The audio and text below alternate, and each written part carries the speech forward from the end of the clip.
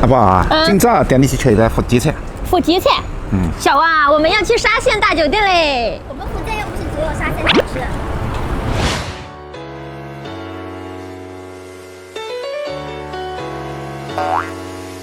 阿宝，搿只海你记啊？那侬福建一带是没家常的一只菜啊？不是小吃吗？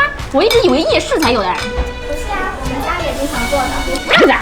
它这个菜呢，火候应该是掌握的不错的。你看它已经成这个饼的形状了，很多人做这个菜它会散掉。哦。对，比如说我妈。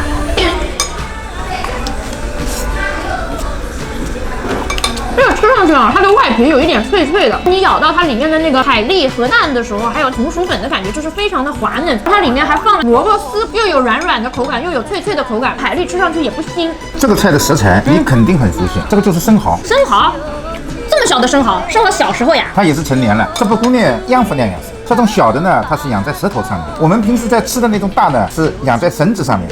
哦，你配这个酱吃吃看。好的。这个是甜辣酱哎，蘸酱好吃，感觉有点上头了，老爸。喝酒啊上头。血海，它是不是小的时候叫血海，头底儿叫毛海？好吧。根本来说就是两个品种。毛海豆，你这个壳上面啊，它有毛海有毛，而且它的纹路都是有差别的。这只菜呢，其实我们搿搭呢也是缺的，但是我们搿搭缺呢是缺它的药汁药味。它这个菜啊，调料味道就重了一点了，而且呢火候有点过了，有点辣的。我感觉啊，它这个吃上去就是香菜和这个辣的这个辣椒的感觉重了一点，嚼2口之后才能够吃到这个血蚶本身的就是那种比较脆、比较鲜爽的这种感觉。老板，你们这个店什么时候开的呀？原来我们是在1楼路那边搬过来，搬到这里来的。啊，一共多少年了？有2年多了。这个好吃，我很少表扬甜品的。这个花生汤啊，这个花生看着是一颗一颗的，但是你吃到嘴里面之后，一抿就化开了，非常的酥软，底的味道刚刚好。这个甜度我觉得非常适中，然后它里面还有蛋，就感觉很滑，有种奶香味，好像确实是好吃，等下我们1人1碗，好不好？哇，它这个小份萝卜饭也是着实量有一点大呢。好吧，我给你也盛一点。好。他们又要说了，应该要先给你盛的。我们保护经济。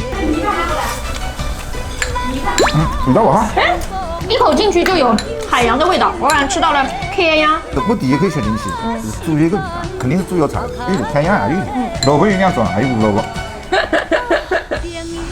哇，我们主人区啊，正当长龙路，你不要看这种店，没什么名气的，但是它确实味道蛮好，所以说你不要去干这个行。那这种店你不带我来，我哪知道？